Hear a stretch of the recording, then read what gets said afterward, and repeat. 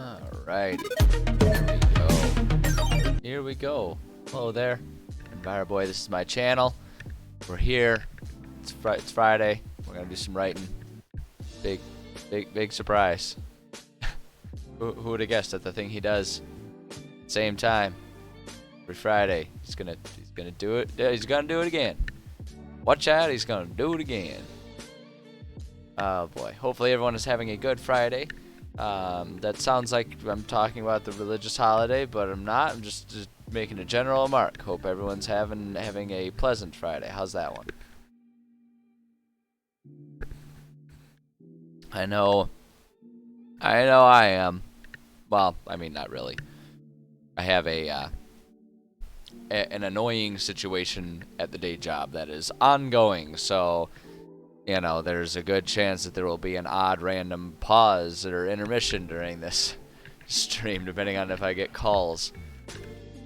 I'm in one of those situations where it's like, you will receive a call sometime in the next two to three business days, and it's like, okay, great.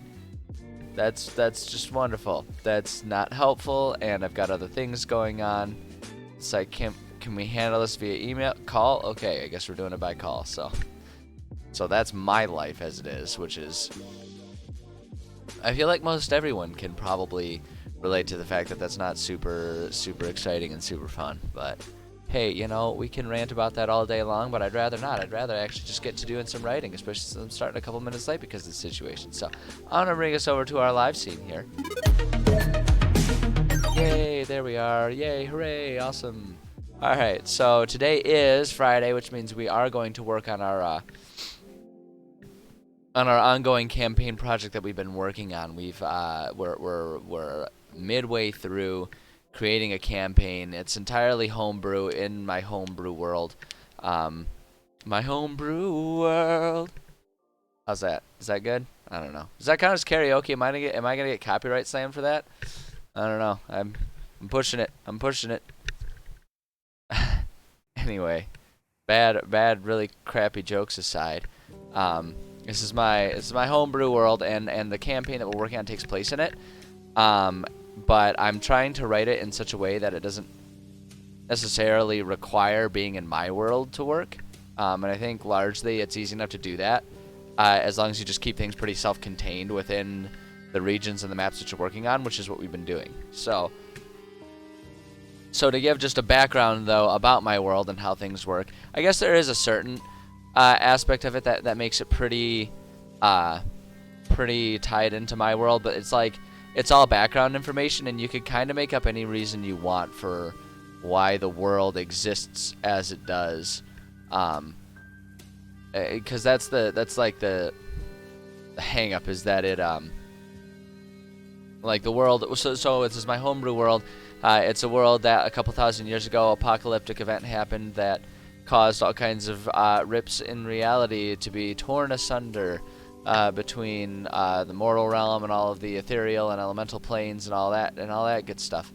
So that's pretty specific to my world, and like that's the reason why there's all kinds of horrible monsters and stuff. It's because of like beasts accidentally falling through these tears in reality and getting displaced, and or magical radiation corrupting existing things within the mortal realm. So like the explanation for it is kind of tied into my world, but the fact is that you can use whatever lore you want within D&D. I mean, I'm using D&D characters and creatures as written and just redefining the history about why they are the way they are. I mean, you could always do the same thing as I am. So I guess the reason I'm emphasizing that is that my hope is that anyone who watches this is interested and feels free to take from this any ideas. And in fact, I have half a mind to, once we're done writing it in my notes version, working on just formatting it in a way that can be distributed and shared, so people can have, you know, access to it and use it for their own games and stuff. I think that would be really cool if people could have access to it. So. But yeah, so that's the world that we're doing. The campaign that we're running takes place within this hex right here. It's a good hex. It's got a lot of different environments and stuff. We got forests, we got mountains, we got plains. It's good stuff. And the premise of it is So in this world that is like all ripped apart and everything, it's really hard to survive, as one might expect. So most sentient beings have moved to one of these like major cities. You can see them all around. And this pathway that we see is sort of the one established highway that serves as a guarded, protected trade route between all of these cities, because it is incredibly difficult and takes a lot of manpower and resources and all that to try and protect these pathways. So there's really just this one pathway. But being the tenacious humanoid beings that they are, our humanoids are attempting to create a pathway that runs. They're trying to build a new one, right? So we got Phosphic up here, we got Muffetting down here. They're trying to build their own pathway, and that's kind of what brings us into this region. That's our explanation for why we're in this region. So we can go ahead and take ourselves into the region map here, right? And so this is the map that our players will largely be working on, or working from, working with. I don't know. You can use a lot of qualifiers there, can't you? This is the map that we'll be using for this campaign, and it and the basic idea is they've made it this far, and our players are kind of part of that effort to create this pathway. But as they're going and investigating and trying to map out a safe pathway for a new trade route, they're greeted by a dragon who holds dominion over this and is like, oh, no, this is my area. I am the king here. And the people are like, oh, dude, we're just trying to like we're just trying to like live and stuff in this world. Do you think it'd be cool if we just like maybe share the land a little bit? And the dragon's all like, okay, I'll cut you a deal. I want to get access to this Hall of Wisdom thing. There's a lot of knowledge in there, according to legend, that I really want access to. But it's all locked up, and I'm pretty busy holding dominion over these plains here, so it's hard for me to go on a key hunt. If you can find the keys and get me access to that, I'll let you guys go. I'll let you guys go ahead and make your road. So of course, our players, being very, very understanding and cooperative players, will accept the call to adventure, and that's where our campaign will be. We've already written out the first step of finding the first key, which is up here in the mountains among all them giantses and stuff.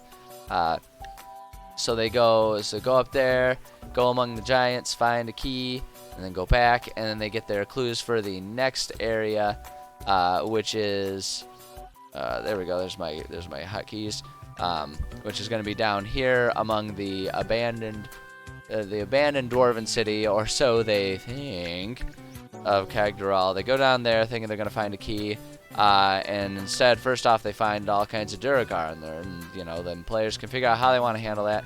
But ultimately, they then figure out that the key is probably housed within the treasure vaults that the dwarves had once kind of occupied here, the treasure vaults of Kagdaral. And that's kind of what we're working on right now. We're in this dungeon area here. This dungeon. So this is like the fifth part. This is like the fifth chapter of our campaign, right? A campaign that's going to have ultimately like 10 chapters, one chapter per level. It's intended to run players from levels 1 to 10, right? And so this one has kind of like 5 steps in it. First 2 being kind of navigating this city that's all kind of like abandoned and horrible and underground and all that kind of stuff.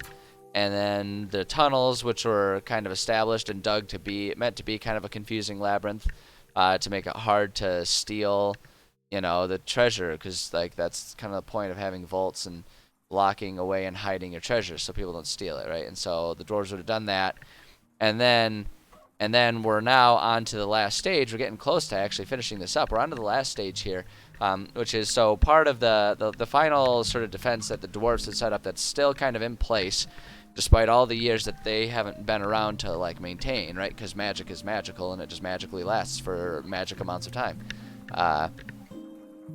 And so they, in trying to take out anything from the vault, because they're not all dwarves, or so I'm assuming. I've never seen a group that like decided to all be dwarves, but I mean, you can just kind of explain something else and be like, oh, well, it detects your origin, and some of you weren't originally from this city or whatever, right? If your players decide they're going to redo The Hobbit or whatever and all be dwarves.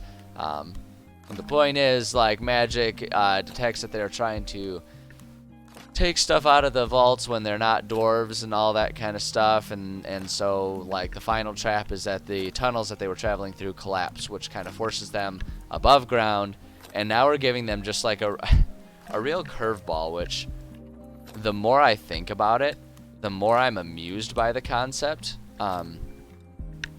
Like, it's a good concept, but it's also just kind of wacky and out there. The idea is that they come up here, and what they find above ground is just 100% unrelated to anything they were encountering down below.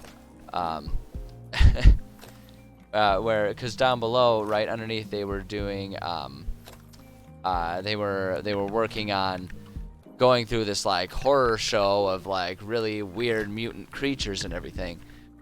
And now for this last portion, instead they're kind of in the middle of a monster hunt where this like colony of half ogres is trying to hunt King Kong, and our players can just kind of decide how involved they want to be with that.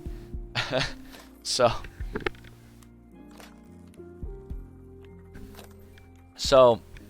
yeah, it's kind of a wacky, strange idea, and I'm gonna be perfectly honest, I don't remember exactly what led me to decide to like do the whole giant ape King Kong thing.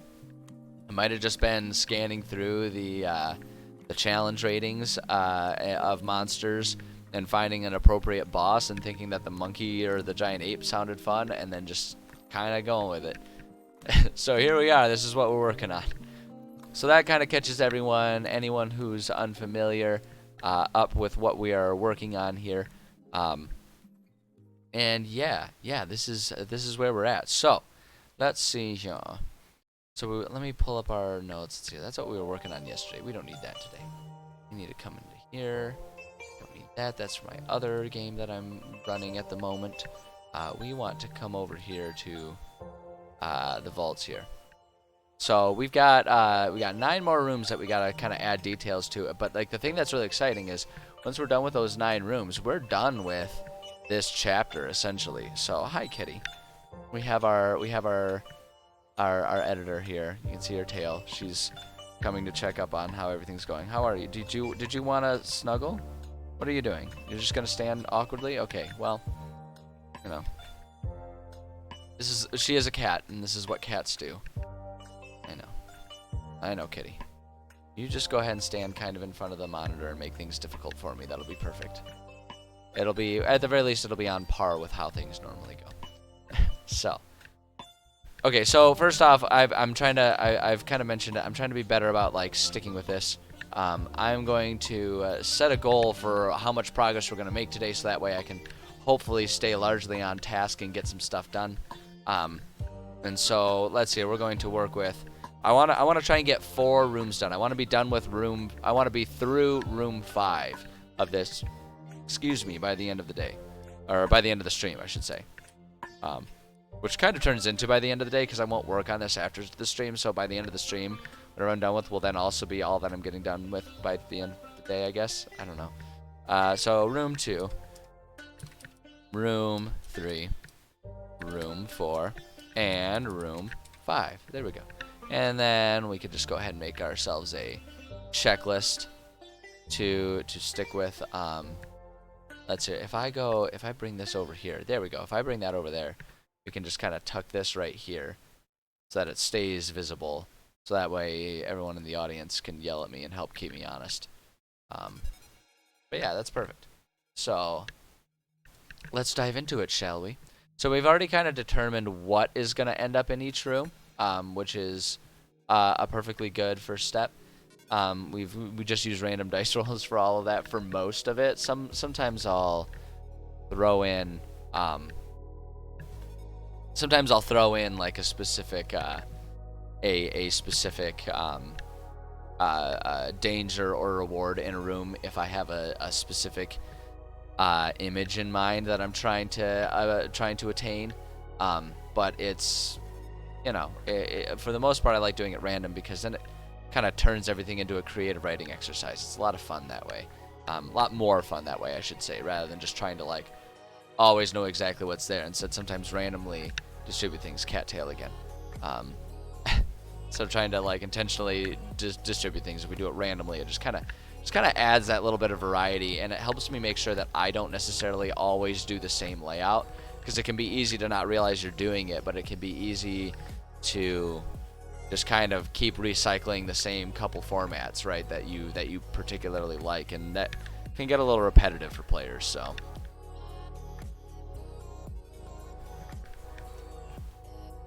alrighty, so first off, this room is going to have an easy battle. So easy battle. This being the last stage of what we're working on here of this chapter. The battles are going to be a bit more difficult than we've seen in earlier ones, but an easy battle is still pretty easy. We're talking about 5 level 5 players is how this is balanced for. So only 900 experience points worth of challenge, not a huge deal. We did already do one of our easy battles. I try to make sure I don't do the same enemy composition for every single battle, because again, variation is more interesting for players. So we've already established one that's just going to be 2 bears that are up there waiting, like interspersed amidst the oh wait, no, that's right, we skinned them as apes. That's right. That's right. So they're not bears, they're just apes. Like there's a colony of them.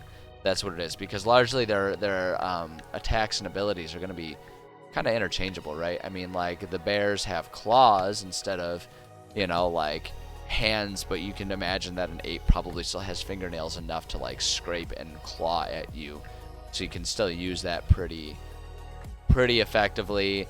And then as far as biting and stuff like that goes, like, yeah, so it's an easy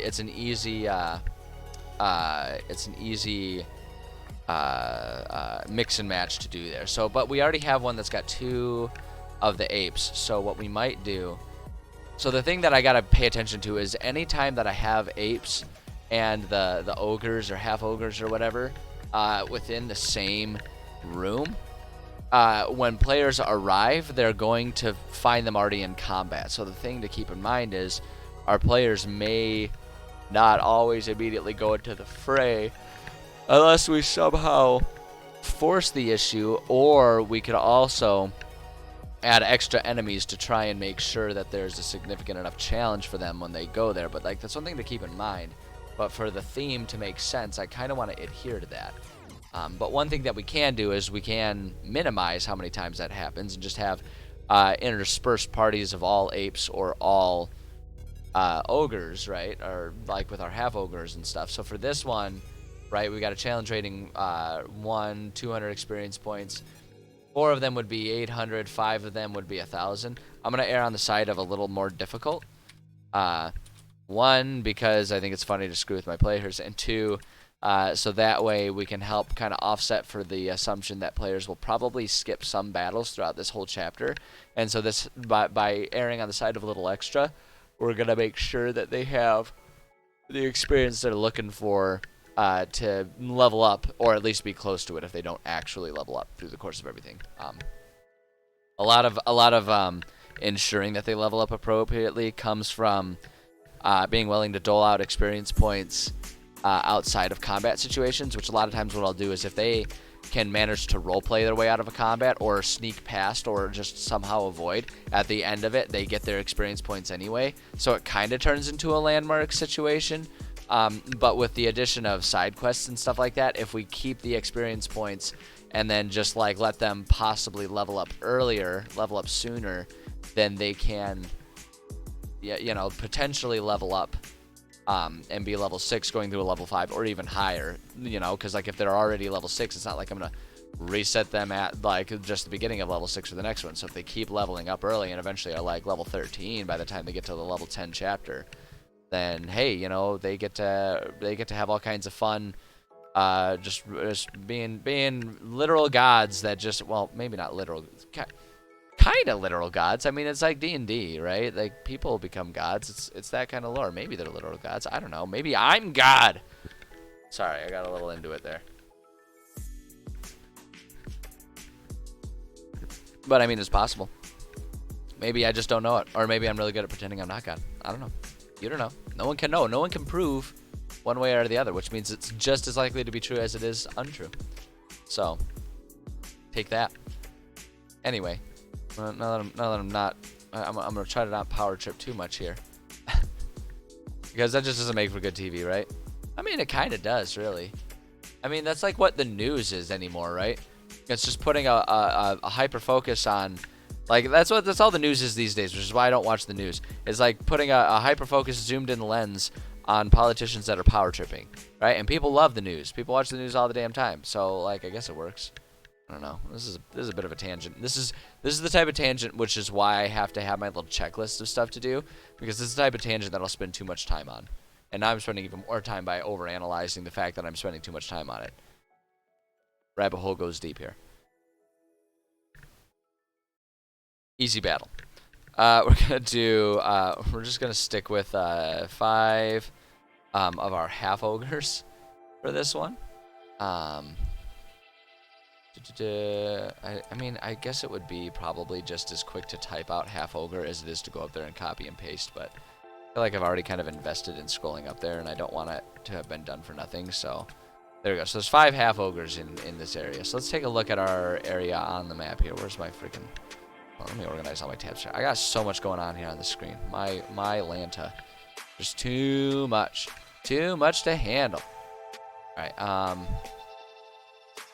yeah, so here's our region map, right? So this is what we're working on. This is room 1. This is where they come up and they enter this little forested area. Now remember, this isn't all 100% to scale. The idea is that this is a very large forest with quite a bit of traveling that needs to be done going from room to room. So it's not going to be it's not going to be like, oh, you can just peek and see the other room there. It'll require a little bit of suspension of disbelief, you know, for players, and recognize that this pathway is meant to more so be like, you know, the only pathway that you can really carve and work your way through the forest here is, like, you have to walk for about a half hour to the east, right? Like, it's a big forest, and these are meant to be long stretches of going through the woods before finding a large clearing. So we'll keep that in mind as we're writing out our details for everything. But what we can do for this one, let's just add a little bit of stuff here. I'm gonna put a DM note here to open things up and say players may try to sneak up, or let's actually say may try to stealth their way through this. DC, we're gonna make that, we're gonna go ahead and make it a DC 12, kind of middling for this level,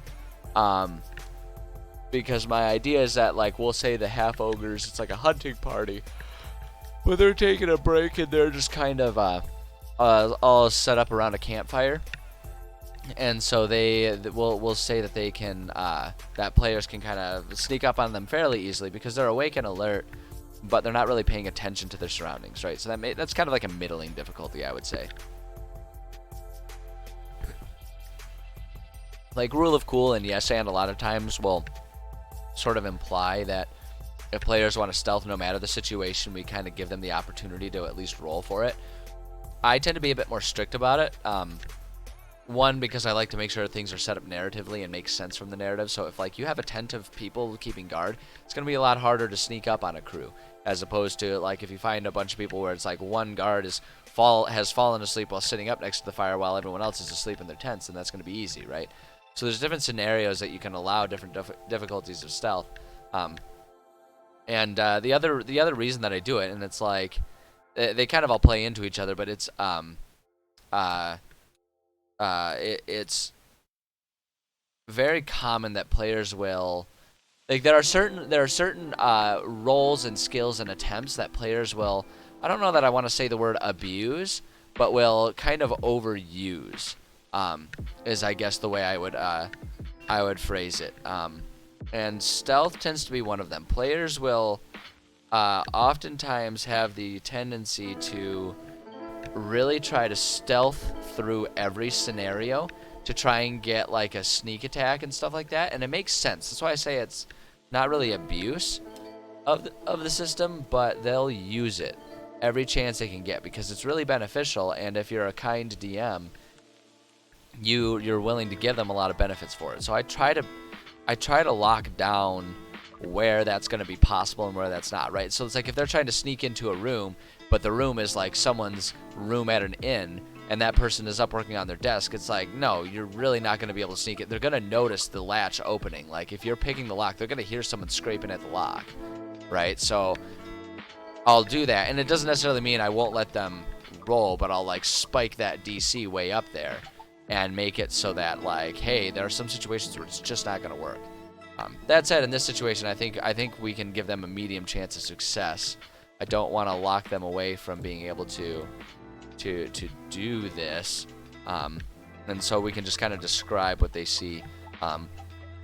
Whether they succeed at stealth or not, the description's kind of the same. So we can just kind of add our little narrative bit here that lets us just have something to read if the brain isn't improving very well whenever we run this thing. But so we'll say after about a half hour spent trekking through the woods, you suddenly notice a flicker of light a ways up ahead. Slowly moving forward, you eventually reach the outskirts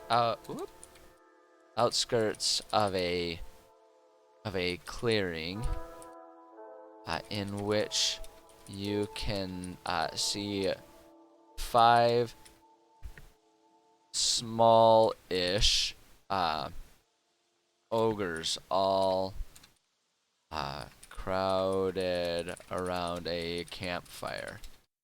None of them are saying much, mostly just looking into the fire, apparently waiting for a meal to finish cooking, as evidenced by the series of skewers propped up into the flames. Let's see here.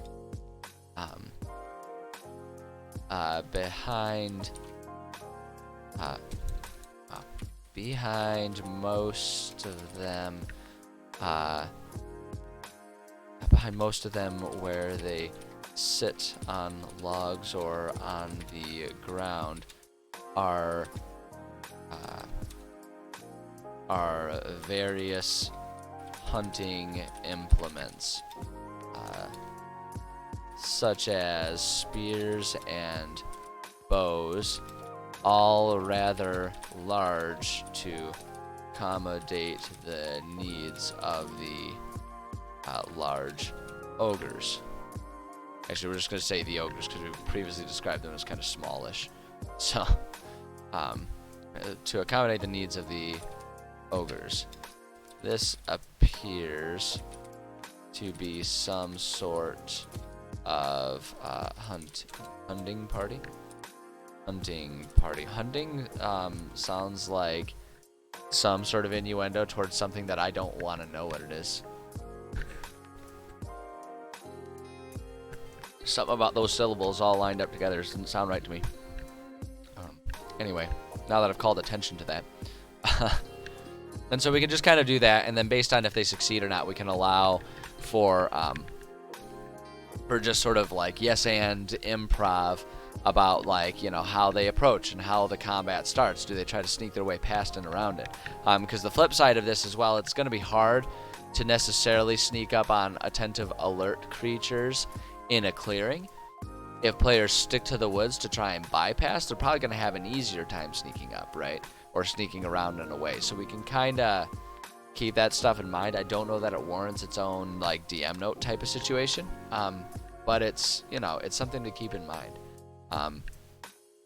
So now around here, so within this area though, is going to be our compass item, which is very much titled and modeled after the concept of a compass in Legend of Zelda dungeons, right? Where it's like you find the compass and it like basically tells you where there are like important locked doors and important items and stuff like that.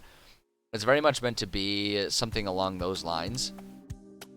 And so what I'm thinking for this one, because I try to keep them thematic and make it so it makes sense rather than it just being something like, you have found the compass, da da da da, and like they just like have it and it magically does stuff for them. Instead, I like to try and give like, I try to treat it like it's a lore driven item, right? Some sort of item that makes sense for the context and the scenario and what they're doing.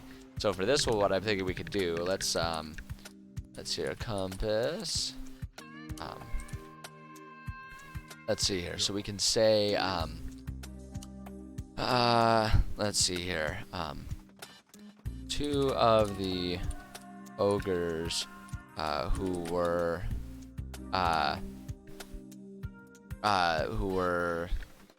sitting near each other by the fire appeared to have been looking over a piece, oh, I had it right the first time, of paper. Actually, we'll just say that, a piece of paper. Boom, there we go. Could have been looking over a piece of paper. We'll say, as you examine this paper for yourselves, you can see that it is a crude drawing of the area with some markers that seem to indicate things of importance, such as money signs. Let's see here. Such as money signs. We'll say money signs, and X's. Do that like X marks the spot type of situations. This may be helpful for trying to navigate these woods as we'll just say navigate these woods. Boom, right there. Right there. That's perfect. And that's good right there. Cool. So that's an easy enough room to describe. There's not much going on. There's just a battle and there's that little compass there. And I think that'll serve just fine. So now let's just go ahead and add a few details here. So where this is room 2. Yeah, so we're describing an area that has a fire in it. I don't think we've used like any campfires yet, have we? No. Okay, so we're just gonna actually go over here. Let's go camp. We'll go ahead and put ourselves a little fire right in the center there. Maybe a little off center. We'll do that right there. Maybe there's like a handful of bedrolls set up. 1, 2, 3. We said there were 5 people, right? 3, 4, 5. There we go. So there's 5 of them ogres just doing stuff. I want to set up. Let me see, just to add some flavor and make it a little interesting. Let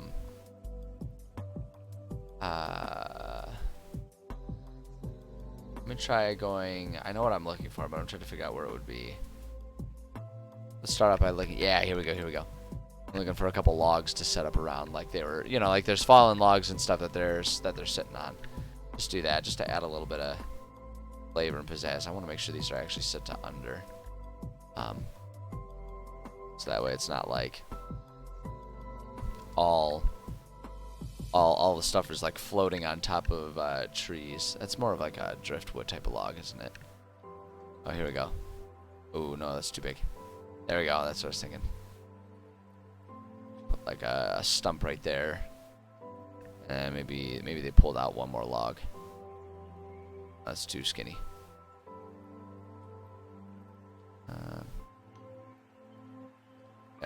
There we go. So that'll give them that gives a couple like seating areas, and we can have like 1, 2, 3, 4, 5, right, all sit around once we put this actually on our online tabletop program and stuff like that. We can set it up and then see where they're all sitting and everything, and that's great. That makes it look like a camp area. I'm almost tempted to just like scatter around a few of the weapons, but yeah, you know what? We're here. Let's do it. Let's freaking do this, right? We said there were gonna be some bows. Right, so we'll put like a bow right there. Maybe there's a bow right there. And then we said spears. Do they have a spear? They don't have a spear? What? That's absurd. Why wouldn't there be a spear? I'm not okay with this.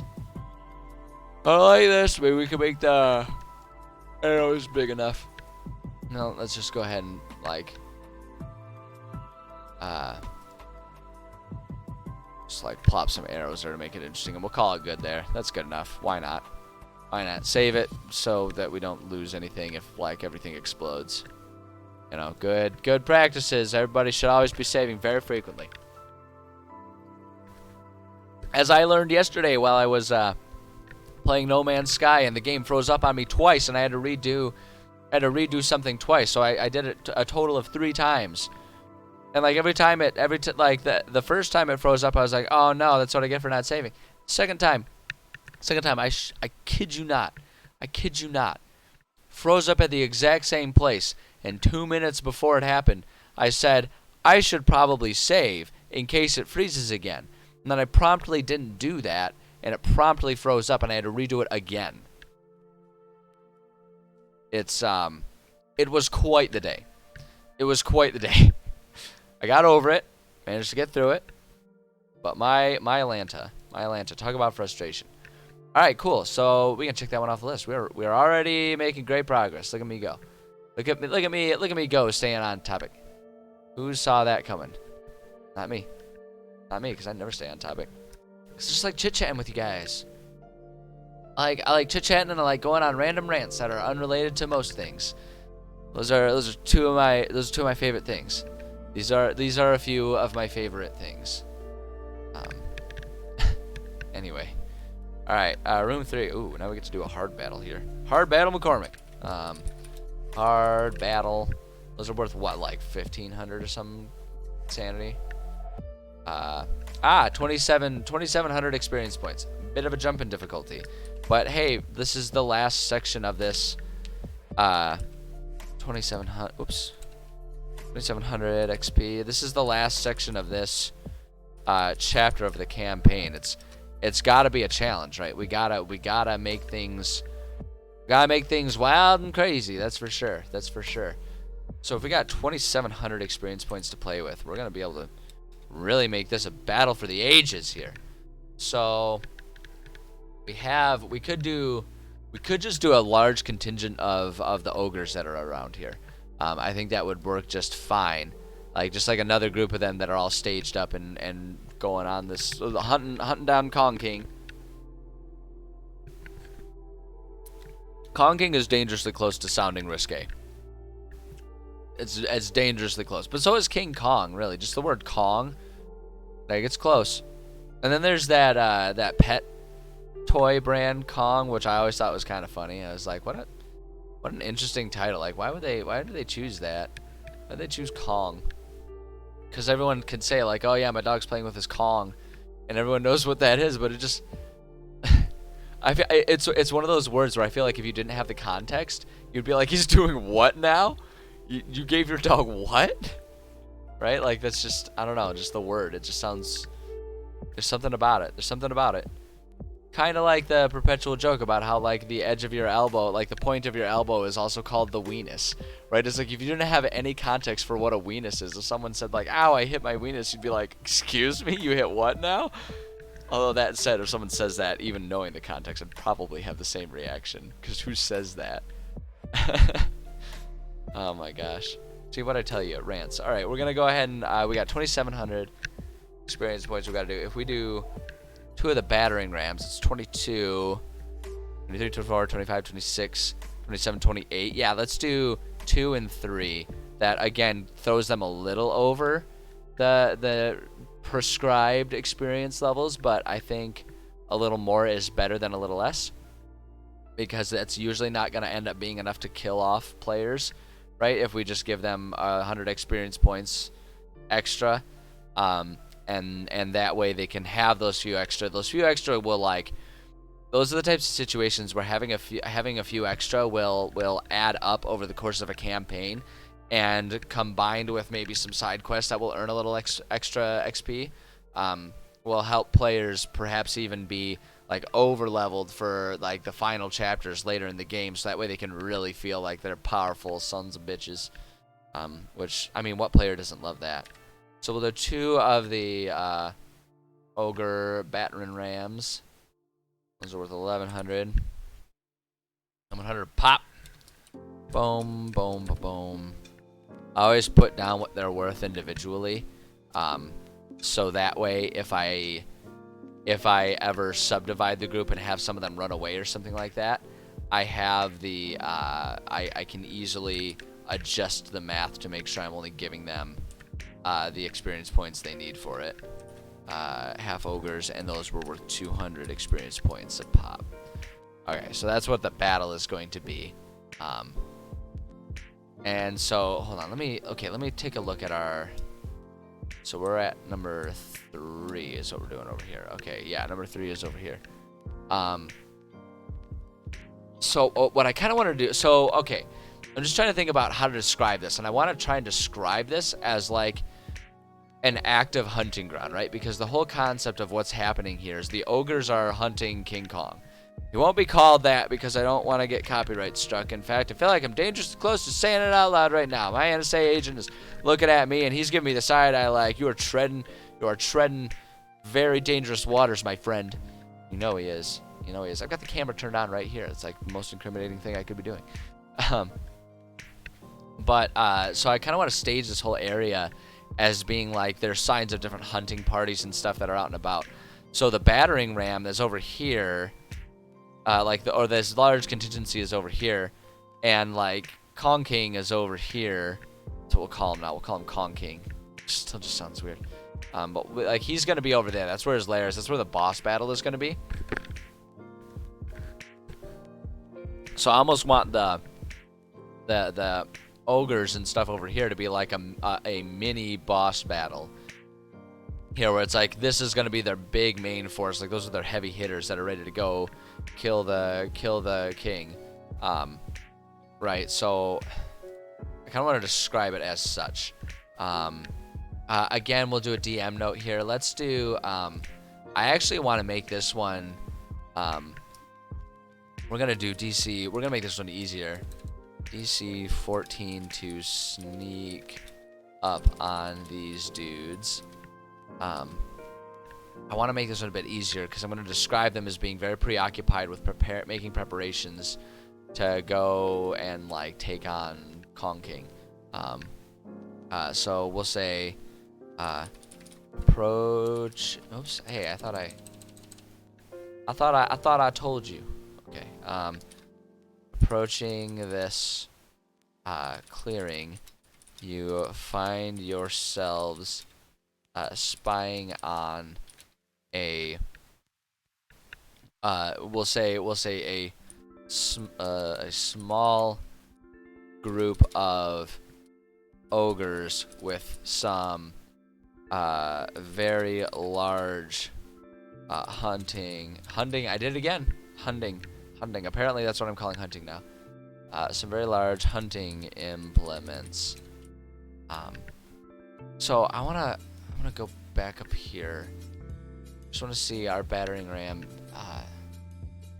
Those double damage types of constructors. Yes, the idea that I'm having here, like, obviously a battering ram is designed for taking down doors. I mean, that's pretty plain. I think everyone kind of recognizes that. So it's gonna be a bit of a stretch, but I kind of have in mind that what it is it's like they're planning on using this battering ram because and like they're trying to use them and like set up a trap or something. So like my idea is they're not actually planning an assault on Kong King over here. They're planning to try and lure Kong King over here so they can then use like the implements, like have him walk into the line of fire of these battering rams. So I kind of want to describe them as like setting them up here and here, so that way when 8-man comes running in through there, they can just try and like squish him like a bug or something, is what their effort is going to be, or at least that's what's in their heads, until our players probably kill them, because let's be real, players love killing things. It's kind of the point of the game. So I'm not even gonna say hunting implements, with some very large implements. As you scan, you can see that there are 2 large battering ram types of vehicles that are positioned on either side of the entrance to the clearing from the path that is coming from the east. Coming from the east.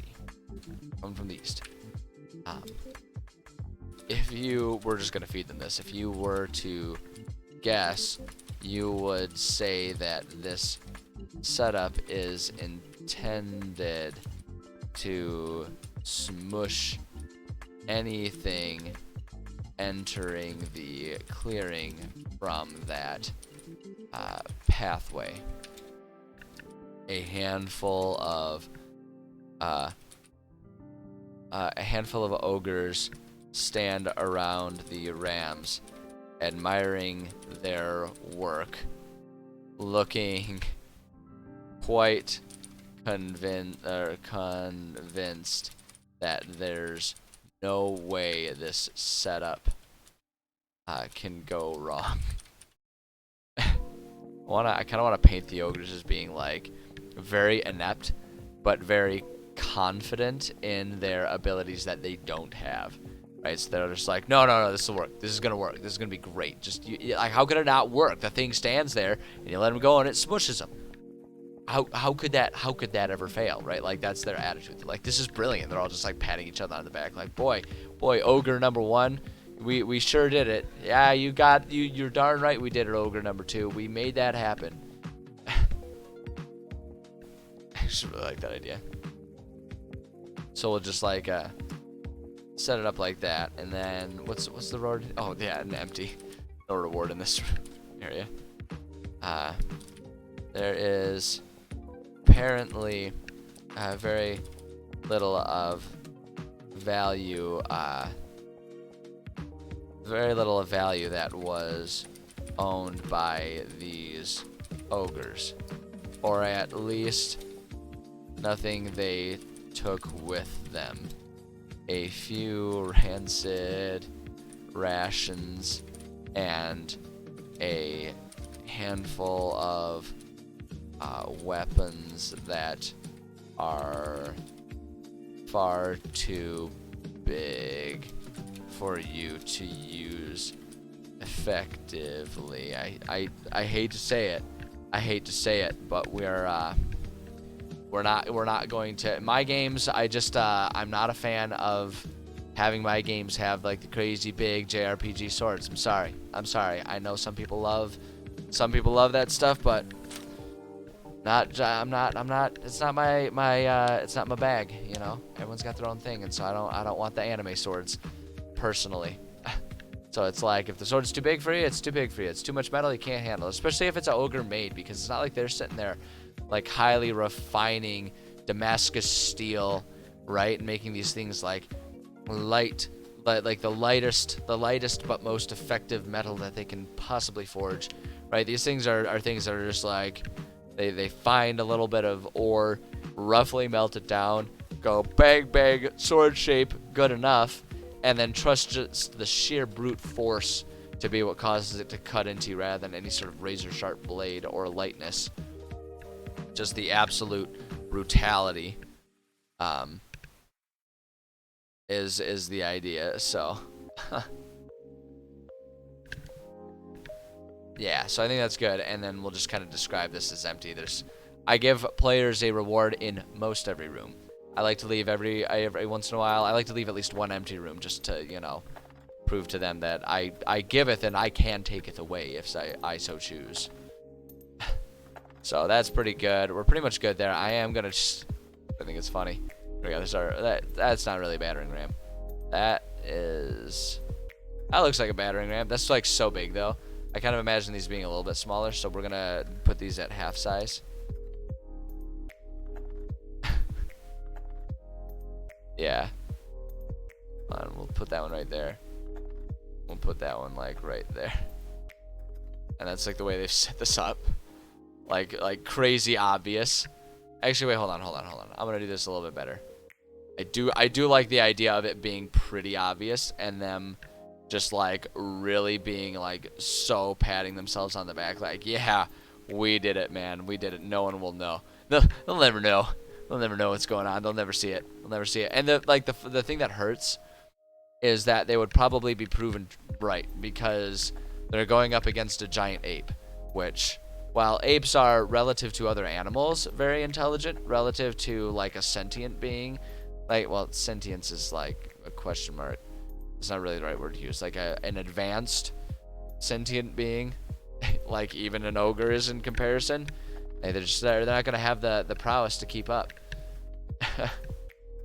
So we'll set that up. I think that's good. I kind of wanna just like set up maybe again like a few of these things. Just kind of scattered around like they had some of their own stuff that they were leaving around. Wait, hold on. We need to make these our normal size now to make sure it's like obvious that like this is way too big. I mean, look at this thing. These are 5 foot squares. This is like a 6 foot long sword, right? That's not practical. My players are not going to be allowed to use that.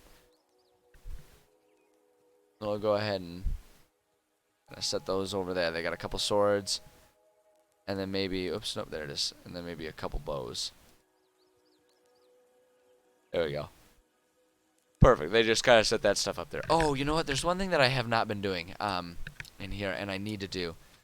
So it's not exactly, it doesn't exactly make sense from a like lore consistency point of view, but players, my players, and I don't really blame them. But my players in general are not fans of like a digital map that is really dark so that they can't really just see what's going on within the room that they're in.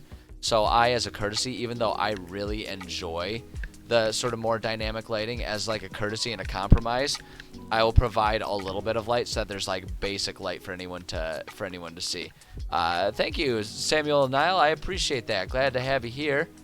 Yeah, this is I'm really excited about this because this is like we're finally getting close to the end of this chapter that we've been working on for like months at this point in time. So it's coming along quite nicely. I'm pleased with it. Like, it takes that long because we take our time and make sure things are nice and pretty. That's just my style. But I'm glad to know that it is translating well and looking good. Put like a little campfire right there. And then we'll give them a couple torches. I kind of have in mind that, like, just like we'll just assume that the ogres or whatever have set up their own like sort of lantern torch system throughout the forest so that they can see when they go roaming around, when they're out during the ogring hour and out doing stuff. So we'll like and there we go. I really love this. I really love this idea that the ogres, to hunt down a giant ape, their grandmaster plan to hunt King Kong essentially is, hey, let's set up 2 battering rams, 2 big giant logs, and we'll make it run in between them, and then we'll squish it between the 2 logs. Like, the fact that they assume they'll be able to get the timing just right so that they like release them so they can swing and crush him exactly as he's sprinting through there after a handful of their own people that they're going to use as bait. I just love it. Like, and it's like, I think the reason that I love it is because there's unlikely to be any reason that players will get any explicit explanation of what's going on. All they will receive as they're looking at this is a view of the map and a description of, yeah, there's 2 battering rams facing each other. So I just love the concept of players sitting there trying to think. Like it just like, it's the type of thing that will take away a lot of that barrier between like player and character knowledge, right? So it's like it will kind of blend in-game versus meta knowledge, so that the players will be sitting there and like kind of having the realization in the same way that the players would be like, oh, they were gonna try and squish something between 2 tree logs, and just like the dawning realization of like, wow, these ogres are really stupid. Like, it's like that's the kind of light bulb moment that I live for. Just seeing players like come to the realization and understand like, oh, okay. I don't know. Maybe I'm the only one, but I love that. I love the concept of that. And so that's good. I think that's all we really need for that room. I think that's looking just fine as it is right there. Yeah, great. Perfect. Okay, I'm gonna take just like a 2-minute break. Probably not even. I'm just gonna refill my glass and then run to the bathroom, and then I'll be right back. So I'll let you guys chill with some music and look at the beautiful map for just like 2 minutes.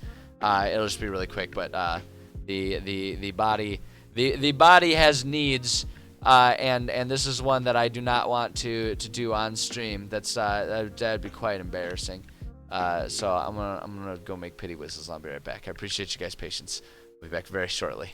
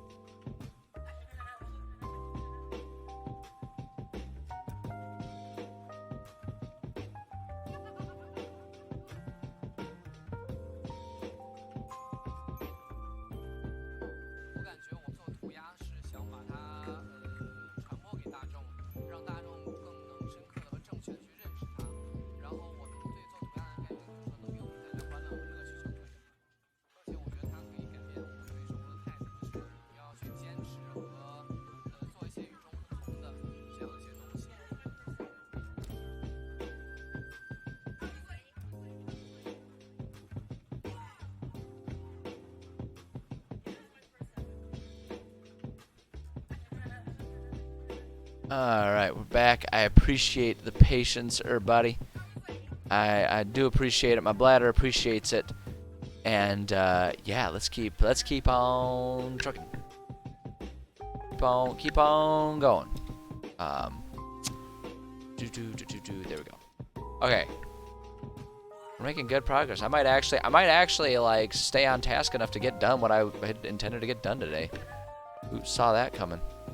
What a surprise, surprise. I actually focused. Oh crap, but now we got a puzzle room, which is that's a really good one to take up a lot of time. But you know what? But the next room is going to be a safe room, and that one's a really quick and easy one to describe there. So, let's see here. So coming up with a puzzle. Sometimes I go into dungeons and like parts of dungeons and stuff with like a good clear idea of what kind of what kind of puzzles and traps I want to do. And so in those situations, it can be a lot easier to kind of figure something out and do something. This is one of those situations that is the exact opposite of that, and I have not thought in any way, shape, or form what a puzzle would look like. I always try to make sure, I make sure to include at least one puzzle and one trap in every dungeon. So that way there's like enough variety and stuff to keep players kind of on edge, and also the puzzles are good because it will make sure that there's plenty of opportunity to use non-combat skills.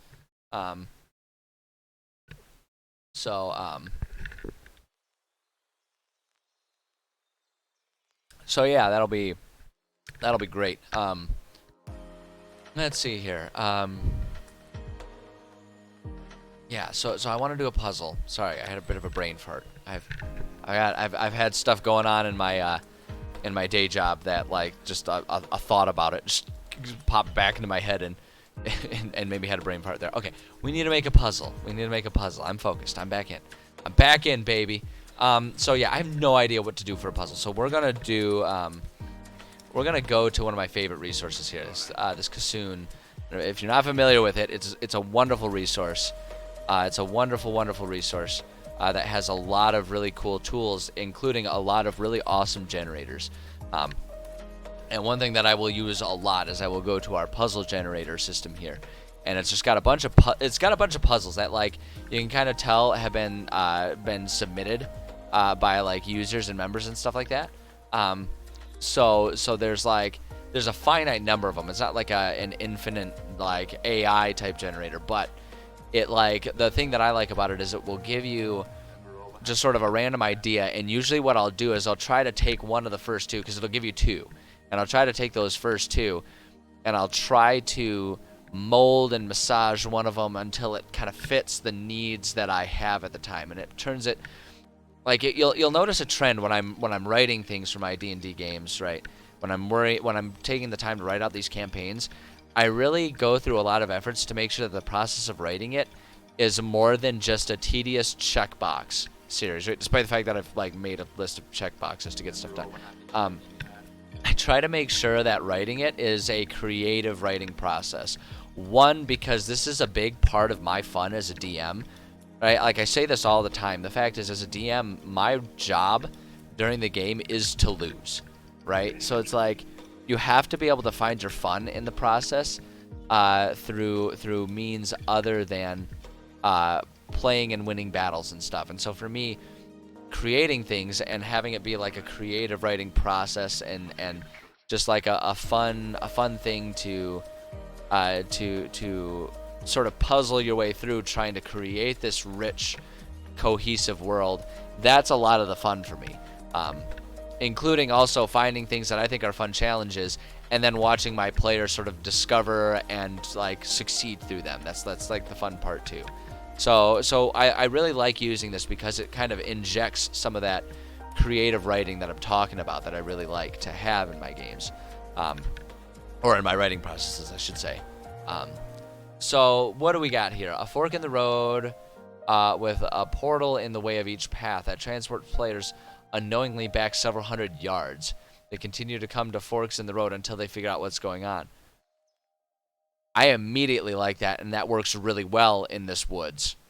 I think that works really, really well. We can use that a lot. Like, that fits so well. It can be like, so I've talked about how my homebrew world, right, that this takes place in, is a world in which like a catastrophic event caused the mortal, like, the caused there to be like rips in reality between the mortal realm and any and every ethereal plane, elemental plane, outer plane, all of that kind of stuff, right? Like, there's just all these rips and tears that have been slowly sort of like sealing themselves back up, but not completely. So we can kind of just say that there's maybe one of them rips that, like, the effect of this particular one is that it does that. It teleports them back. And I kind of what I want to do, like, I do like the idea of it randomly sending them back. Because the thing that I like about this too is it doesn't have a prescribed solution, so it really lends itself well to a yes and scenario, which is my favorite way to approach puzzles, is to basically provide a puzzle, and like, I might occasionally say like, here's what the intended solution is, but if they come up with something clever or it's taking them a long time, just give them a solution. Like, I've done that a lot. I do that a lot, because the analogy I always use is, we might think that the solution is obvious, right, as the writer. As the writer who knows the solution, we might feel like it's pretty obvious. But the fact is if you write the answer on someone's forehead with Sharpie, right, that seems pretty obvious. But a person can't look at their own forehead, and if they look in the mirror, they'll see it backwards. So even though we make it really, we might think it seems obvious, it probably won't be to players. Probably won't be to players. So it's really good to, even if you have an intended idea, go into it knowing that you will probably have to kind of yes and your way through it, and let them be creative and maybe find a different solution that, as long as it kind of logically makes sense and doesn't disrupt anything else, let them have it. Let them have it. Speaking with confidence, the confidence and knowledge comes from having DM'd for many years and realized and like realizing over those years that the puzzle could be a damn, like, just like you put in there and describe one of them child's, put the square block through the square hole and the circle block through the circle hole, and players will still struggle to figure that one out. They just will, and it's nothing against them nor you. It's just like, if you already know the answer, then the answer seems obvious, but if you don't already know the answer, then you're gonna have to work your way to it, and it, you know, like, maybe it'll click and maybe it won't, right? And it's like, the concept of a puzzle too is that a lot of times, unless you like really are trying to make a cohesive puzzle dungeon, you haven't taught them, right? It's like, you don't pass a test until you've been taught the knowledge, right? And like, when we're presenting these puzzles and these challenges to players, the kind of the point is that we haven't taught them. It's their time to like be creative and figure it out. So it's like, just give them the wiggle room and the free way to figure it out, and it'll work great. You know, they'll have fun. They'll get to smugly feel like they were successful in figuring out all of your wily DM tricks, and you can smugly hold on to the secret of like, oh, you didn't figure anything else. I let you succeed, and everyone's smug and great, and everyone's happy. So I'm not even gonna read the other one. I'm just gonna take this one. But we're gonna change a couple details, but largely it's gonna be there. So what I'm gonna do is hold on, let me take a look at the room. I'm gonna take a look at the room here. So we have. Okay, how do I want to do this? Okay. Let's go with I have a plan. We're gonna DM note this one here, and we're gonna say, this area, is mostly surrounded by a bubble of teleportation magic. Magic that is the remnants of one of the rips between we'll just say one of the rips in reality. That is the it's only singular. Is the remnant of one of the rips in reality. we'll say, okay, here's what we're gonna say. Here's how we're gonna do this. So like the solution is, we'll say the solution is, like, well, the puzzle is that like anywhere other than like these outlying areas, right? So we'll say, just to make it, wait, I'm gonna delete these, but just to make it obvious, right? So it's like the bubble is like here, right? So it's like if players walk into the center of it, they'll be teleported, and what I want to do is I want to make it so that they're teleported to a random room, right? They're just kind of, well, do I want to do that though? That makes it really obvious, and like the whole point of this is that it's not super obvious. So I don't know that I actually want to do that. Now that I'm thinking about it, I think it would be better if we just make it so that one of these doorways, one of these pathways here has the thing that will like teleport them to a different one or something like that. Like if they walk into it, it'll teleport them to a different, like to the beginning of the pathway or something. I think that's what I want to do. Just let me look at our pathways, because like there's, okay, and we can like force the issue. We can force the issue here because there's only one way for them to go through here. There's only one pathway for them to take. So we can force the issue and like have it teleport them back there. So suddenly they're walking and they realize they're walking into the same campground they were just there. Consistently have to make wisdom saves. The high roll, they teleport till they figure it out. Possibly we could do that. We could do that. I kind of what I'm thinking. That's a good option. I think kind of based on that same idea. Maybe like the prescribed solution again, like we yes and it. So if they come up with something else, it's great. But maybe we can say like we describe as they're approaching, like as they're approaching the clearing, like we just describe that they're seeing something, and like they think they see a light, and maybe the light is like. So like maybe what it is like we kind of describe something vague, but it's like if they stay on the path, they'll go through, and maybe there's like some sort of like distinct thing, like there's like maybe it's right next to a dead tree that's around all of the other trees, right? And it's or like a patch of dead trees, and that's because of the magical radiation coming from like the portal, right, that they're walking through. And so it's like when they start seeing the dead trees, that's the signal of like, oh, okay, we need to examine, and then it's like that's their cue to do something, right? Whether they inspect and go around it, whether they do Arcana, figure out what it is, and like someone tries to come up with something clever to close the portal. It's like, I don't care. They can do whatever they want to get past it, but maybe that's what it is. Is it's like we can put it right here and force the issue, because they can't go around. They can't go around, and they have to. Yeah, they have to do it. I like that. I think that's good. I think that's great. That's a great idea. Make your idea smart. You know, so okay, so give yourself some credit. Ideas as they are often need massaging, right? They like the very first thing that you come up with is very, very infrequently the perfect version of it. But you need to have that initial idea, so that way you can have something to edit into the final thing. So like having that idea is one of the best things, one of the most important steps of it. So don't sell yourself short. I've just been DMing and world building long enough that I'm really good at massaging things to force them into, to basically force that square block into the circle hole. You know, I know how to just do a little bit of extra molding of that clay and get it in there. You know, to belabor the analogy here. But yeah, that's good. That's good.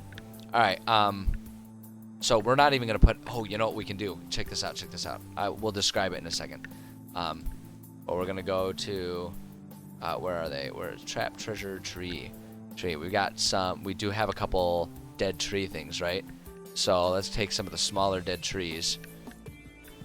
And just to make it fun, let's go, we want to put these over top so they're a bit more obvious. But we'll kind of,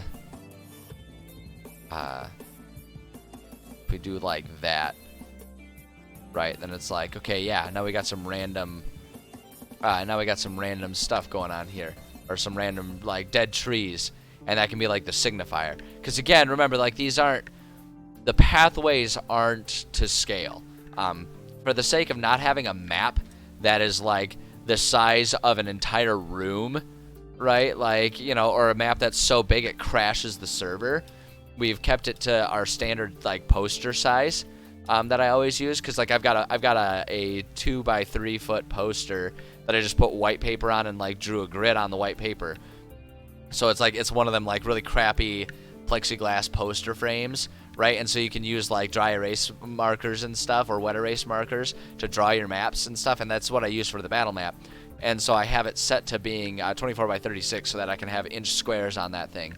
So I pretty much hold everything to that for real life size, and then it turns into being a pretty good size so that any computer that my players have, as long as it can load up the site at all, it can load up the digital map on the server without it like crashing because there's too much for it to handle.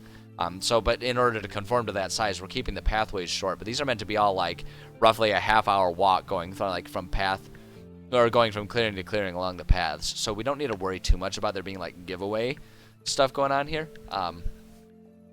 So yeah, I think I really like this this like puzzle idea. I think this will work really well. Okay, so we can do that, and then we'll need to put in. So there's going to be some potions and stuff, which I really like the idea of there just being like a pedestal with some potions, and they can be all like, I'm not sure if we should trust these things. It'll make them panic so hard. That'll be perfect. But we'll get that in a minute here. Okay, so this area, so no, it's not surrounded by a bubble. So at the north entrance to this area, by the dead trees. We'll say dead trees. Be sure to say that to players so they can catch on. And again, do not be afraid to make that an obvious thing. Like, you might feel like you're giving them a dead giveaway and be like, yeah, you walk by the dead trees, wink, wink, right? You might think that like you're giving it to them that way. But what they'll hear is like, okay, dead trees, there's something important about these. And then like they might examine them a whole lot early on, but even then if they don't succeed in like figuring out what's going on with it or don't understand what to do, and they're like, well, okay, I guess we'll walk past them, then they'll still walk through. And so it's like the dead trees are like their indicator that there's something to do here, and there's still so much more. So do not be afraid to say like, yeah, as you're getting close to the next clearing, you pass through a series of dead trees, and then it's like immediately once they go past the dead trees and enter the clearing, then they find that they're in the room that they were in previously, and like if they turn around, the dead trees are gone or something. So they know like okay, dead trees, there's something going on with these, and then that gives them their cue to figure out what to do. So at the north area of this area, at the north entrance to this area by the dead trees, and you can always, if you don't want to give it away too early, you can always say like, yeah, you're going along, passing around, various trees, some living, some dead. And you go there and you say that. And then, like, the second time they're there, you can add that description and be like, well, you see some dead trees that you thought were familiar beforehand, right? And you can, like, ramp it up if you want to really make them puzzle and struggle with it. Like, you can. And, like, that's not me, like, saying if you want to be a dickhead. Like, if you really want them to struggle with it, that's fine. It's a puzzle, and this is the last, like, this is the boss section of this whole chapter that we're doing. So it's like, yeah, give it to them. So let's see. At the north entrance of this area, by the dead trees, there is a rip. There's a, we'll say, residual rip in reality that will teleport the players back to the entrance, or back to the west entrance of room 2.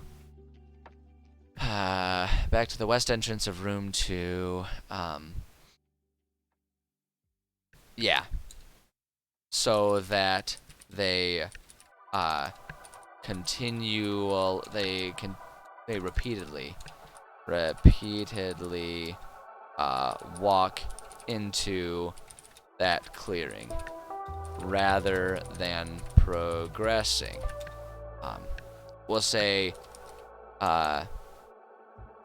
if they catch on and investigate by the dead trees, DC, we'll make that a 14. We'll make that kind of difficult for them. DC 14 to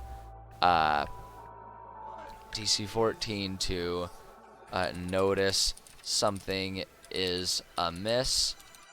We'll say the obvious solution is to walk around, but let them do whatever complicated stuff they think of. So if they want to get all complicated about it, they can do that rather than just like walking around if they want to. Yeah, we'll do that. So that gives us all of our DM notes there. We can just add a bit of a description here. Here's how we're gonna do our descriptions.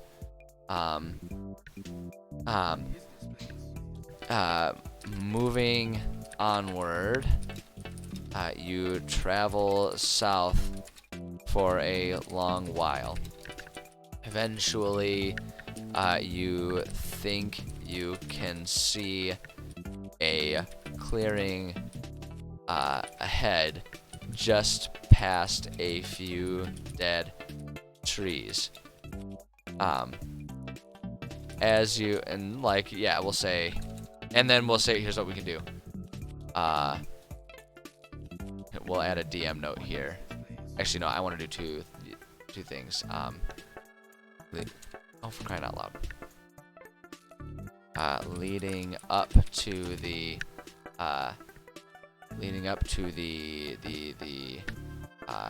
area. Boom, we do that, and then we'll just say here, pause a second, and ask if they want to do anything, implying stealth or whatever. Implying stealth or whatever. So it's like, give them a second to do that. Like, pause. That's another subtle indicator that there's something to do here. But they'll probably be like, oh yeah, we want to stealth in the clearing. We want to make sure we're careful in there. So I can let them do whatever. As you walk along, again, we're going to make sure we state along the path. On the path into the clearing, you find yourselves in the same area you just came from. The ogre camp is in front of you with their bodies exactly where you left them. Boom. Hey, thanks for the follow. I appreciate that. Appreciate that. I'm glad you're having a good time here. Glad you are enjoying it. Glad you're finding something of value here. And my goal is always to make sure that like I'm providing stuff that is like interesting and valuable to people. So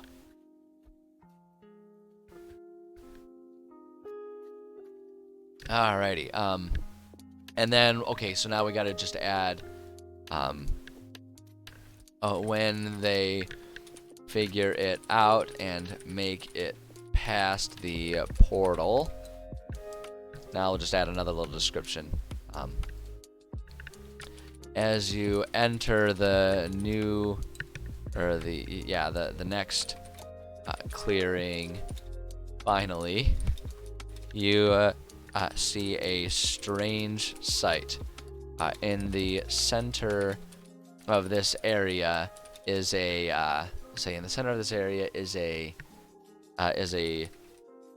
tree stump with a small collection of potions sitting on it. There are no notes nor any indication of who or what may have left these here. And we'll just leave it at that, and let players decide what they want to do about that. Let them figure that out. Just like I love putting little open-ended things like that there, just to really mess with players. 1 second here. I need to, as I mentioned at the very beginning of stream, I have an ongoing work-related thing that I gotta and I need to make sure I'm staying up to speed on. Okay, all right, no, we're good. We're good. Nothing urgent at the moment with it. It's one of them. It's one of them ongoing type of issues where it's like we will probably call you within the next 2 to 3 days. Like, come on, guys, I've got things going on in my life. Okay, like I can't just sit by the phone. Like, can you give me a window of time here? Like we did in the next 3 days. It's like, great. So I gotta just but and the upshot of that story, the reason I'm telling that story is I have to actually like pay attention to my email and stuff, even though I'm not like urgently needed for anything at the moment. I might be in the near future with very little warning.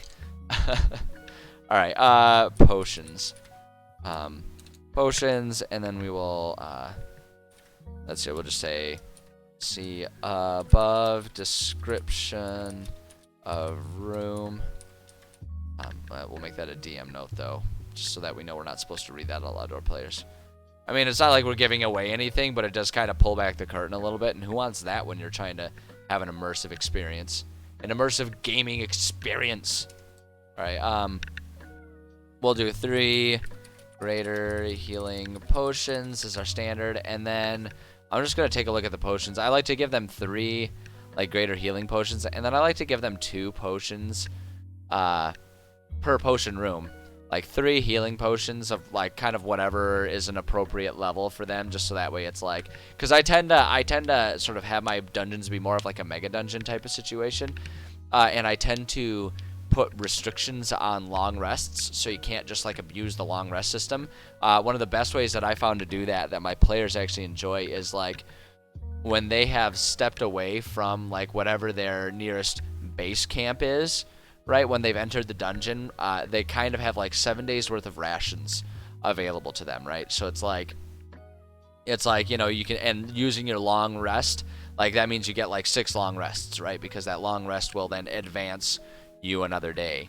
And so the idea is that like using a long rest will advance the time until eventually you're like out of rations, and suddenly you guys are slowly taking on exhaustion despite like trying to take long rests because you don't have rations, or you have to like start hunting and do stuff like that. So it's like it puts kind of like a limit on them, but then in exchange I make sure to give them like potions and stuff like that, so that way if there's a particularly tough battle, they don't have to sit there and be all like, oh man, well we did like nothing today, we only advanced 1 room, you know, what are we gonna do? It's like, well, drink some potions and keep going, right? You know, do it that way, and that seems to be a pretty good balance, at least that my players like.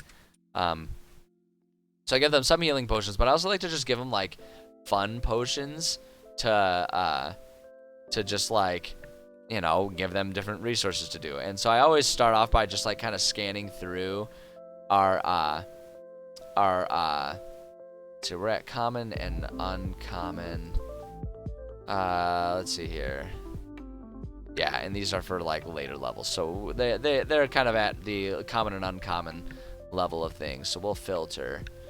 And I just like to look at these and just kind of give them something fun to play with, kind of like a potion of advantage. I mean, look at this: melee attacks, advantage melee attacks, advantage range attacks. Yeah, like that's fun. A filter of love, not really relevant, but still fun. Just kind of give them interesting things so they can like play with things. Like fire breath. Are you kidding me? That's rad. I like actually the idea of giving them potion of growth. When you drink this potion, you gain the enlarge effect of the enlarge reduce spell for 1d4 hours. The red in the potion's liquid continuously expands from a tiny bead to color the clear liquid around it, and then contracts. Shaking the bottle fails to interrupt this process. I really like giving them this. Hold on, like enlarge, size doubles in all dimensions, and here's why. Because the boss of this floor is basically King Kong, and I really want to give them potion of growth to try and encourage them subtly to make themselves big and get in a fist fight with King Kong. Like, that's immediately what my thought is, and I'm 100% going to try and egg them on for that, because I think that would be hilarious. Potion of growth. Boom. I really want to see just like an angry human barbarian make himself giant and just like freaking just like get in a boxing match with a giant ape. Like, that sounds amazing. That sounds so amazing, and I want that to happen. And I'm like sitting here saying like, I don't really like giant cartoon swords. Meanwhile, it's like, yeah, make yourself giant and punch an ape in the nose. Do it. It's like, okay, so clearly I do like cartoonish things. There's just limits on which cartoonish things I enjoy. Oh my goodness. We have fun here. I think that's excellent. Honestly, I don't think we need to do anything more to that. I think that's excellent. And I hope and pray. So that's a little big for the... Yeah, this is about the size of the stump I was imagining. Boom. Put a stump in here. And then we can go... we'll just search for bottle here. And I usually just use this. And we can, like, make them a little bit smaller here. We'll make them, like, half size. Right, and just, like, scatter 3, 4, 5. There we go. 5 little potions. Sitting in a tree. K-I-S-S-I-N-G. There, I did it, okay? The rhyme was there. I didn't mean to present it, but it was there, and I couldn't leave it alone, okay? I'm sorry. I did it. Alright, let's see. Let's give them some possible light options here. Wait, hold on. I wanted to go to used. There we go. Normal size light, just so we can plop a couple lanterns around. Offer up just a smidgen of light. That's the size we're working with there. Boop. Boop. And boop. There we go. Now I got a little bit. I kind of actually really like the aesthetic that the lights are giving here. Because then we can set the map to nighttime, and it can kind of have this like fairy forest feel to it. Right? I'm kind of actually digging this. Like, I just kind of do it there to mechanically make it functional, but I kind of like the look of it. It's kind of whimsical and magical, which kind of, I guess, contrasts with the whole giant Kong King hunt that we got going on. But still, it's nice. I kind of like it. I like it. Anyway, all right, we got like 20 minutes left on stream, or on writing stream anyway, to try and get one more room done. But I think this will be easy because it's our safe room here. So I think I will get it done and be able to demonstrate that despite the fact that I love going on tangents and rambling about random crap, I can still be productive on stream. Huzzah. Alright, safe. So, walking into this clearing, you feel a sense of actually, hold on. You almost feel a sense of peace about it. In a forest that is clearly still impacted by the ravages of the unhinging. That's the name of the event that like caused the cataclysms and stuff to happen. In a forest that is clearly still impacted by the ravages of the unhinging, you seem to have found a small pocket of space where the magic and monsters have little to no influence. A few birds call, and you can see bunnies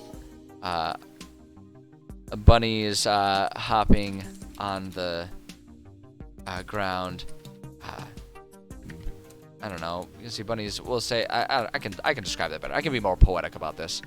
You can see bunnies and squirrels chasing one another through the grass and trees around you. You can see bunnies and squirrels chasing one another through trees around you. It seems as though you may even be able to rest in relative safety around here. Boom, there we go. And we'll just do that. It's just a safe room. There's no need to do anything else. No need to do anything else. And then we'll do the map here. And actually, I kind of like the map coming from the safe room. I think that matches up pretty well. I think that can give us something that can kind of add to the mystery with the potions. I actually like the idea that we're accidentally describing and creating a sort of like magical unseen ally in here that just like appears to be helping them through this. And I kind of want this to be almost like I like that, and I want it to stay a complete mystery. I want there to not actually be a planned NPC for it. I kind of like the idea of there almost being like a Tom Bombadil type of character that like no one, like even I don't know who they are, what they're doing here, what their motives are. They're just kind of present and they help the players. And that's kind of what I want to do here. So map, let's see here. We'll say, what I'm gonna do, I am gonna make this one a little hidden by DM. Like we're gonna do a little DM note here, and we're gonna make it a little hidden. We'll say, the map is rolled up and tacked to a tree. DC 12 to notice it around the perimeter. The perimeter? Perimeter. Boom. Perfect.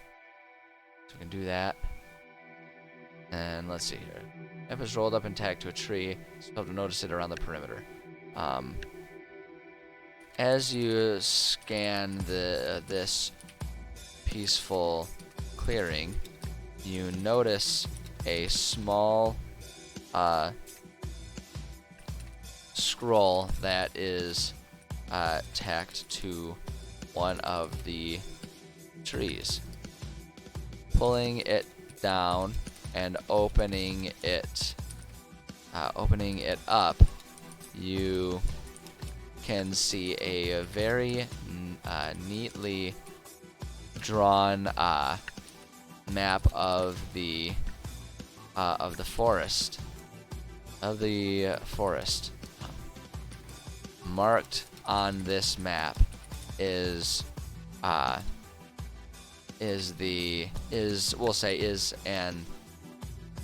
a secret entrance back into the dwarven city that you were cut off from while investigating the vaults.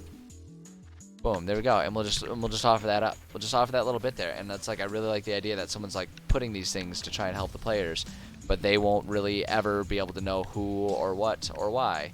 It's just that's what they're doing. So let's give a few lanterns. And normally I would also put in like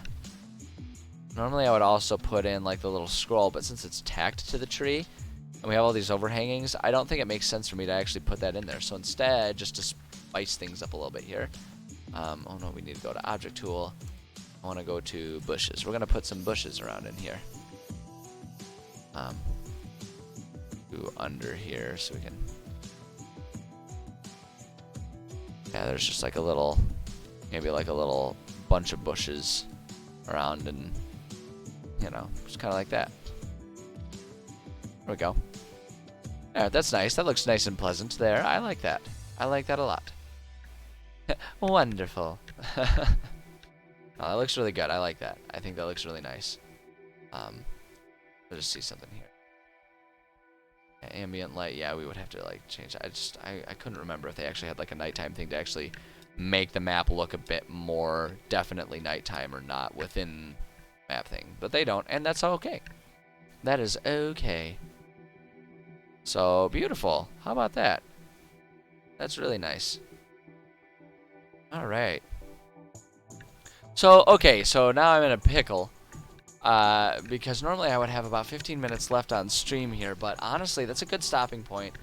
And knowing that the next room is going to be, knowing that we finished our checklist, and that the next room is going to incorporate a battle and some sort of lore item, which usually requires a lot more description. I know we're not going to be able to get that room done. So, oh hey Kisa, you're right here as I'm kind of wrapping up the writing for the day. we've been working on our campaign that we've been doing for a long time, a long-form campaign, and it takes place within my homebrew world here. I can I was just wondering what I was going to do for like 15 minutes left on stream when we don't have enough time to do another room. We can just kind of give the quick rundown of stuff because we're working on a campaign that runs. It's going to run from. It's designed to run 5 players from level 1 to level 10, and it takes place. This is my homebrew world. I made the really crappy joke early on, and I liked it so much I'm gonna do it again. It's like the Aladdin song, right? It's my homebrew world. I just think that's so clever, and I'm so proud of myself for making that connection. But yeah, we're working on a campaign, and it takes place within this homebrew world. It takes place down in just in this little hex here, and we can bring up here. This is the region within it that it's taking place in, and the short of it is that players are going about basically a treasure hunt. They got to find some keys to eventually get access to the Hall of Wisdom as a favor to a dragon, so that they can build their pathway through the dragon's territory. Because dragons are kind of territorial and all that kind of stuff. So that's what we're working on. So this campaign is not one that's like intended to be for a group or anything like that. Like it is. It's meant to be run, but I'm not like making it for anything specific right now. It's just a project. It's a writing project so that we have a finished campaign. But I am running I run a group. We don't stream the game because we started playing long before I started streaming, and I don't want the stream to change the nature of just us playing as friends.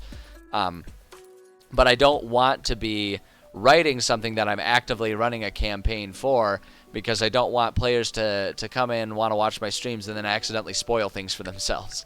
That's why I don't stream the writing process for the campaign that I am running right now, because I don't want them to not be able to come and hang out if they feel like it, watching my streams and stuff, because I don't want them to have spoilers and everything. So we're just kind of making a campaign module that can then be used, and I have these vague ideas that I might like self-publish it so people can use it for themselves once it's all done.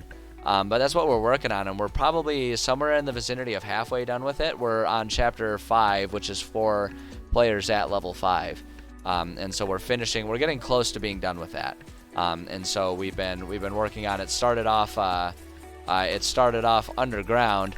They were in a abandoned dwarven city, navigating their way through, the abandoned parts of the city, eventually making it to the abandoned dwarven treasure vaults. But then there was a trap set in the vaults that, trying to take stuff out of the vaults triggers the trap and forces them, it collapses the tunnel, but the nature of the tunnel is that they were able to escape out above into a forest that they are now trying to navigate. And the forest, just because I thought it would be fun, is inhabited by ogres who are hunting a giant ape. So it's basically ogres versus King Kong, and the players are just kind of stuck in the middle of it as they're trying to find a way to get out of this forest. And it's just I might be the only person in the world who's as amused by that as I am. But I just am just tickled with the idea of players going on a giant ape hunt. So it's it's fun stuff. It's fun stuff, and I'm enjoying it. But yeah, so as it stands right now, we got through what I wanted to get through today, and to start the next thing, we would never be able to finish it. So what I'm gonna do is I'm gonna take my break just a little bit early. And then we'll be back. We're going to do some video gaming for a couple hours when I come back. So let me do my little bit of sign-off stuff. I'm going to bring us to our chatting scene here. To our chatting scene. Whoosh! Yay! There we go. And just do my little announcements for anyone who's not sticking around for more writing. Just going through. I'm trying to learn how to self-promote, and I'm trying to be enthusiastic about it. It's weird and uncomfortable for me to self-promote, but I know I'm supposed to do it if I want my channel to grow, so I'm trying. I'm trying to do it. Social media stuff, you can find me. I've got a Discord, all these things you can find on my About page on Twitch, or if you're watching the VOD on YouTube, you can find them in the video description below. But I've got a Discord server. If you like talking about D&D stuff, if you want to share and get ideas and share ideas about homebrew and DMing and all that kind of stuff, get yourself on that Discord. We got a small community of people. A lot of them are people who like to homebrew different types of stuff. So if you want to share ideas, get connected there. I also do a lot of announcements about streams, you know, when I'm going live, if I have to change my schedule, all that kind of stuff. So get yourself connected with that, and we'll get you in the server. It's a good time. I'm on Twitter also. You can find me at as you can see on the screen there, at Enviro Streams. I mostly just use it for announcements and stuff like that. I don't know if people want me to. Maybe one day I can be convinced to do something other than just announcements on it. But it's another way to get notifications if you want to know exactly when I'm going live or if there's going to be changes to the streaming schedule.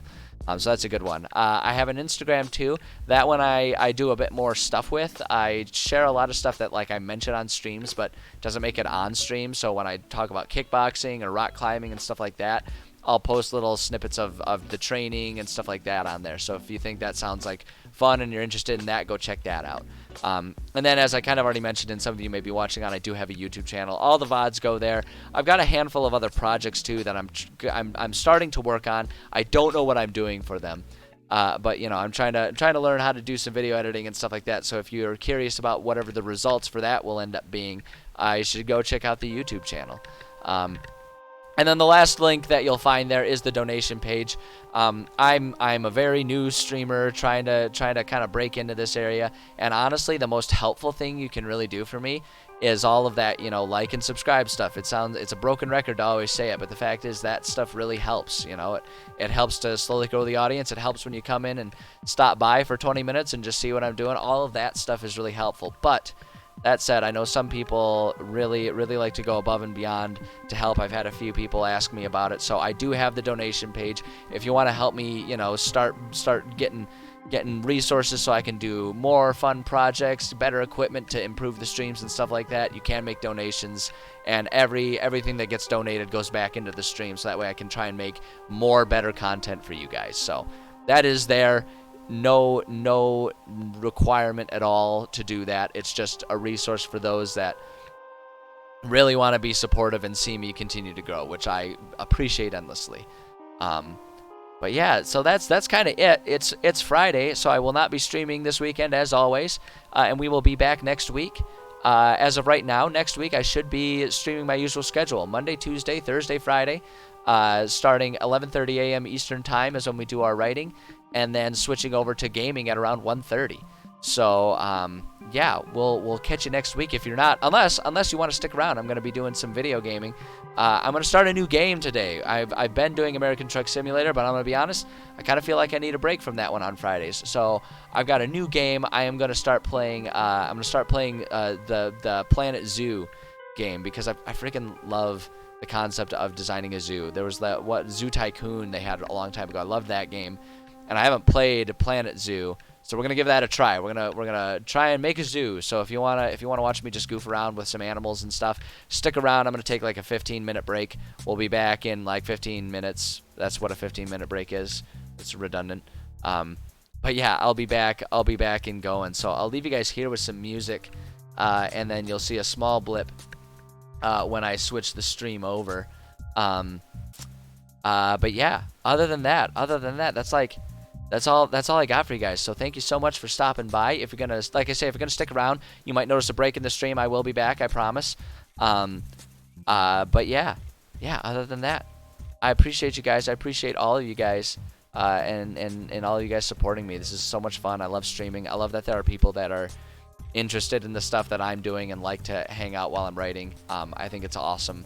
I have such a good time with it. So thank you guys so much. I appreciate you guys, and yeah, I will be back in a little bit. So sit tight, enjoy some tunes, and I will see you soon.